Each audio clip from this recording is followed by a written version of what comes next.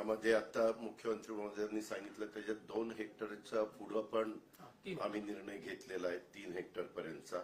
त्याच्यामुळे काही शेतकऱ्यांच्या मनात अशी शंका येण्याची शक्यता आहे की आपल्याला 2 हेक्टर आणि तो वरचा सगळा भार राज्य सरकारने उचललेला आहे. कारण 2 हेक्टर पर्यंत एनडीआरएफ एसडीआरएफच्या संदर्भातले नॉर्म्स असतात. त्याच्यामुळे हे करत असताना अनेकांनी वेगवेगळ्या पद्धतीनं मागण्या केलेल्या आहेत. पण या सगळ्याच्या मध्ये कुठल्याही परिस्थितीत त्या शेतकऱ्याला उभं करायचंच असा निर्णय राज्य सरकारने घेऊन ह्या सगळ्या गोष्टी अंमलात आणण्याच्या करता आपण हे पॅकेज हे जाहीर केलेलं आहे.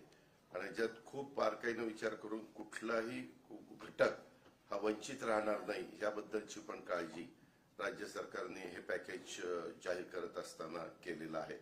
आणि अजूनही पॅकेज जाहीर केल्यानंतर जर यदाकदाचित चुकून कुठली गोष्ट राहिली असेल, कारण तिथली भौगोलिक परिस्थिती प्रत्येक ठिकाणची वेगवेगळी असते, त्याच मुख्यमंत्री महोदय म्हणाले की आपण परत काही जर असं वाटलं तर त्याबद्दलचं म्हणजे एखादं राहून गेलं तर ते पण आम्ही इन्क्लूड